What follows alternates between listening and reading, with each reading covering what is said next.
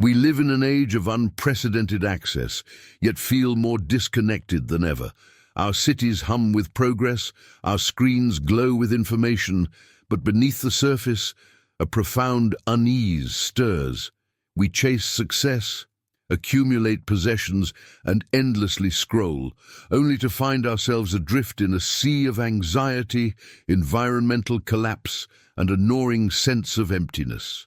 What if the foundations of our modern existence are built upon a profound oversight, a truth we've forgotten?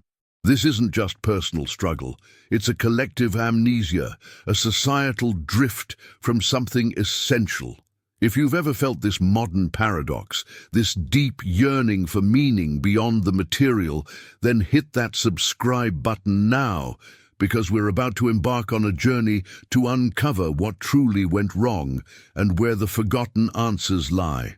Consider the relentless pace of our lives, the constant pressure to perform, to optimize, to perpetually be on. This isn't just a fleeting trend. It's a chronic condition, manifesting as widespread burnout, mental health crises, and an epidemic of stress that silently erodes our well-being. Simultaneously, the natural world, our very life support system, groans under the weight of our consumption and disregard. Climate change, biodiversity loss, pollution, these are daily realities shaping our future. We've managed to create a world where progress often equates to destruction, where our ingenuity is matched only by our capacity for self-harm. This dichotomy is not an accident, it's a symptom of a deeper imbalance. Beyond environmental degradation and individual stress, perhaps the most insidious challenge is the growing social disconnection. Despite hyperconnectivity, genuine community bonds often fray, replaced by fleeting digital interactions. Loneliness has become a silent epidemic, even amidst the densest populations. We yearn for belonging, for purpose, for a sense of rootedness, yet find ourselves increasingly isolated. We build towering structures, invent miraculous technologies, and conquer diseases, but seem to have lost the blueprint for how to simply live in harmony with ourselves, each other, and the planet. This isn't just philosophical musing, it's an urgent question. How did we arrive at this precipice, and what crucial piece of the human experience have we inadvertently discarded? For millennia, before industrialization, before the digital age, before the pervasive cult of individualism, diverse human civilizations thrived across continents, often in profound harmony with their environments. Indigenous peoples, from the Amazon rainforest to the Arctic tundra, lived sustainably for thousands of years, their societies flourishing without the chronic stress, environmental collapse, or social fragmentation we now face. They possessed intricate knowledge systems, deep spiritual connections to the land, and robust community structures that fostered resilience and well-being.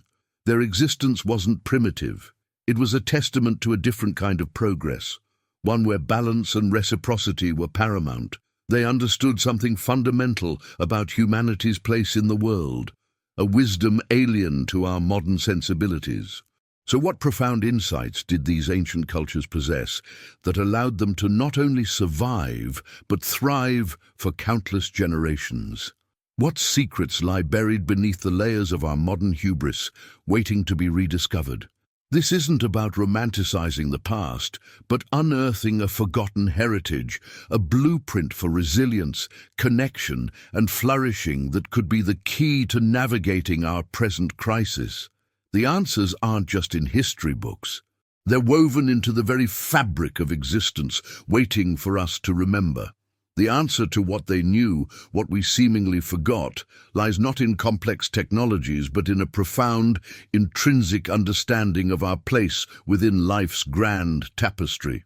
For millennia, indigenous cultures cultivated a worldview where humanity was an integral, dependent part of nature, not its master. This wasn't mere sentiment. It was the foundation of every decision, every interaction with their environment. Their survival, prosperity, and identity were inextricably linked to ecosystem health, fostering deep respect. This perspective radically reshapes how one perceives resources, land, and time, a wisdom passed down through countless generations. At the heart of this ancient ecological philosophy often lies the seventh generation principle. Imagine making every decision, from harvesting a plant to diverting a stream, with the well-being of your descendants 7 generations into the future as the primary consideration. This isn't superficial sustainability. It's about ensuring today's choices enhance rather than diminish resources for those yet unborn. It's a powerful moral compass, rejecting short-term gain at the expense of long-term ecological integrity, a stark contrast to modern policies. This foresight demanded unwavering stewardship. Beyond long-term planning, indigenous wisdom emphasized reciprocity. The earth was not an inert bank for endless withdrawals. It was a living entity, a relative, deserving of respect and offerings. This concept manifested in ritual, sustainable harvesting and practices designed to regenerate land. If you took from the forest, you gave back, through ceremony, careful replanting, or leaving a portion untouched. This reciprocal relationship fostered deep interconnectedness, where the health of one species directly impacted all others, including humanity. This profound perspective stands in stark opposition to the dominant extractive model defining much of our modern world. Where indigenous cultures honored a web of life, contemporary industrial societies often view nature as mere commodities awaiting exploitation. Forests become timber, rivers become hydroelectric potential, fertile lands become monoculture farms. The focus shifts from harmonious coexistence to maximum extraction, from long-term balance to immediate profit. This reductionist approach, born from humanity's perceived separation from nature, has led us to ecological degradation and profound biodiversity loss. The chasm between these two worldviews is vast. Yet within this ancient wisdom, we might find the blueprint for our survival. The susurros de terra, the whispers of the earth, offer not just historical anecdotes, but a radical, proven model for planetary management. They provide a framework integrating human well-being with ecological health, demonstrating true prosperity isn't measured in GDP, but in vibrant ecosystems.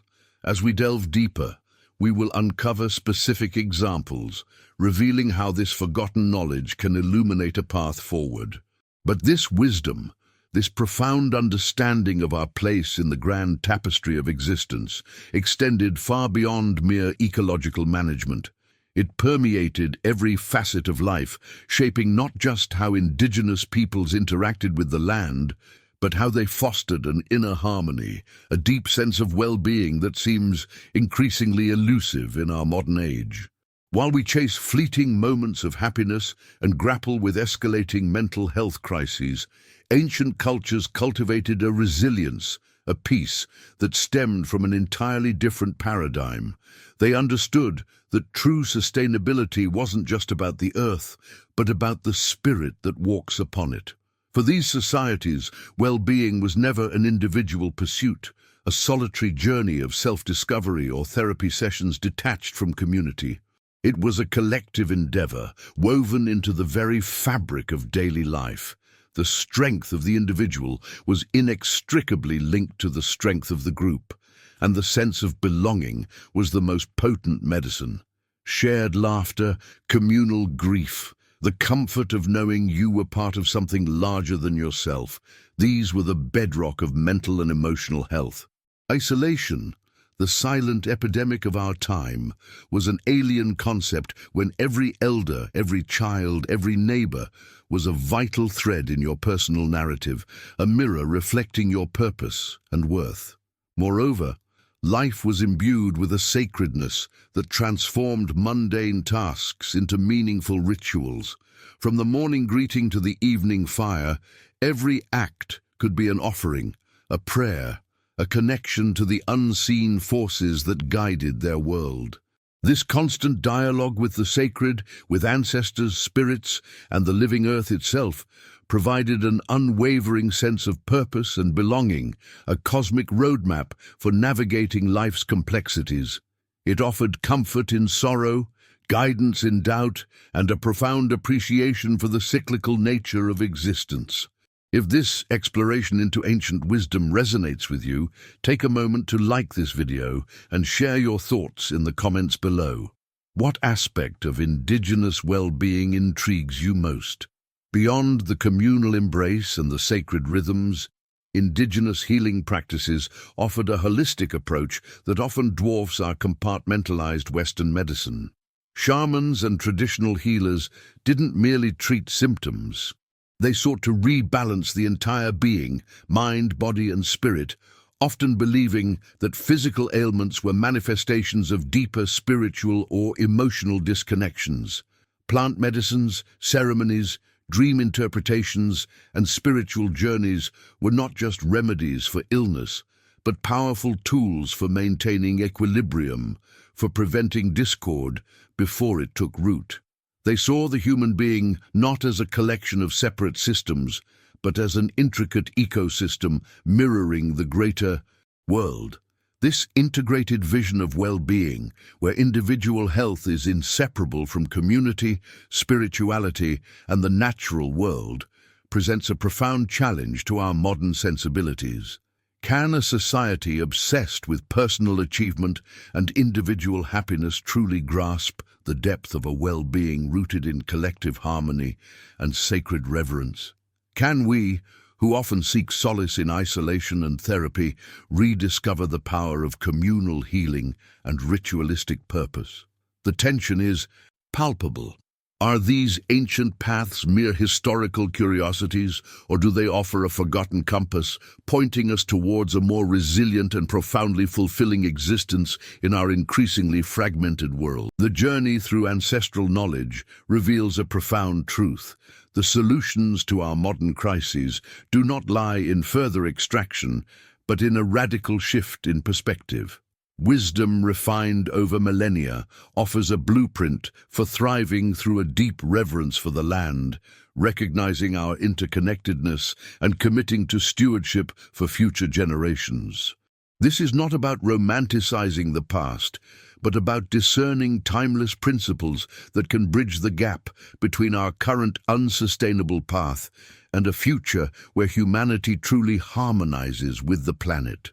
The challenge now is to translate these whispers of ancient wisdom into actionable steps for our complex world. This integration begins with crucial re-education, a shedding of the anthropocentric lens that has dominated Western thought for centuries. It requires us to unlearn the narrative of human dominance, embracing our role as an integral, yet not superior, part of the ecological tapestry. Imagine schools teaching not only biology, but the language of the forest. Cities designed not for concrete expansion, but for symbiotic coexistence with natural systems. Individually, this means cultivating awareness of our impact, questioning consumerism, and consciously choosing reciprocity over exploitation. It is a shift from seeing nature as a resource to be managed to perceiving it as a living entity, to be honored and protected, an outlook that empowers us to become true guardians of our shared home.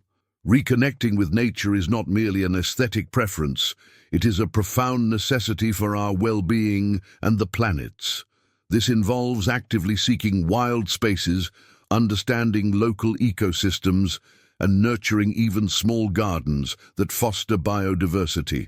But beyond individual actions, the wisdom points to the power of community. Building resilient societies means fostering local food systems, reviving traditional crafts, and creating spaces for shared rituals and celebrations that strengthen our bonds with each other and with the land.